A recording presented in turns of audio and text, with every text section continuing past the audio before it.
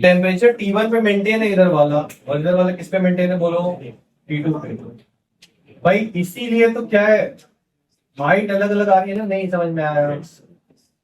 Height अलग अलग क्यों आ रही है? क्योंकि टेम्परेचर अलग है, तो एक्सपेंशन अलग अलग हो रहा है। टेम्परेचर अलग है तो डेंसिटी भी अलग है। बोलो सेम क्या है? इस टाइप के क्वेश्चन में जो हाइट हम लोगों ने रिलेट की थी, क्या लगा कर रिलेट किया था? Surface tension. लोएस्ट बाउंड्री पे प्रेशर इक्वेट करते हैं ना यार, भूल जाते तुम। PATM ρ1 gravity at 1 equal to PATM ρ2 gravity L2 ρgh। कुछ याद आ रहा है? किस टेम्परेचर की बात हो रही है?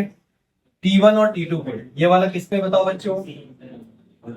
ये वाला किस पे है? T2 पे। और इसके बारे में इंफॉर्मेशन नहीं पता है, बट इतना पता है कि भाई जब दोनों 0 डिग्री पे होंगे तो दोनों का डेंसिटी क्या होगा? सेम, क्योंकि लिक्विड ही वही है। बोलो, तो ये 0 डिग्री पे डेंसिटी मान लो ρ0 थी, अब क्या हो जाएगी? ρ0 1 प्लस गामा 1 डेल्टा थीटा। याद वाद आ रहा है? क्या याद आ रहा है बताओ तुम? लेंथ एरिया वॉल्यूम सब में ये वाला फैक्टर ऊपर होता था, डेंसिटी में किधर होता है? क्योंकि वो सब इंक्रीज होते हैं, और ये टेम्परेचर के साथ क्या होता है बच्चों? डिक्रीज होता है। थीटा अलग अलग है, तो यहाँ पे टेम्परेचर क्या है? T1, और यहाँ टेम्परेचर क्या है बोलो? टेम्परेचर अलग अलग है। तो L1 गामा T2, और उधर क्या आएगा बच्चों? L2 plus L2 gamma T1। Take gamma common, L2 T1 minus L1 T2 equal to L1 minus L2 इधर, and this is your answer. नहीं आया?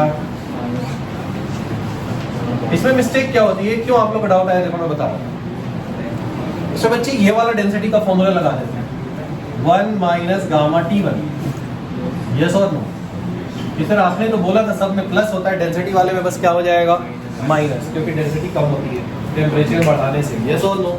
तो वो अगर आपने लगाया तो दूसरा वाला आंसर आ जाएगा, पक्का उसमें आंसर आएगा ही आएगा। तो ये क्लास में मैंने पढ़ाते समय आपको बताया था, ये ऐसा क्वेश्चन आपको मिलेगा और तुम फंसोगे, और फंस क्या गए? क्या बताया था याद करो तो नोट्स में लिखा होगा। ये वाला एग्जैक्ट रिजल्ट है और ये वाला अप्रॉक्सीमेट रिजल्ट है। तो कोई अगर मुझे न्यूमेरिकल वैल्यू निकालनी है ना, तो दोनों से अप्रॉक्सीमेटली सेम ही वैल्यू आएगी आंसर, दोनों से। बट यहाँ न्यूमेरिकल वैल्यू तो निकालनी नहीं है, यहाँ किसके फॉर्म में है? L1 L2 T1 T2। तो यहाँ तो आंसर बिल्कुल चेंज हो जाएगा ना। तो ये वाला आएगा एग्जैक्ट आंसर और वो वाला आएगा अप्रॉक्सीमेट।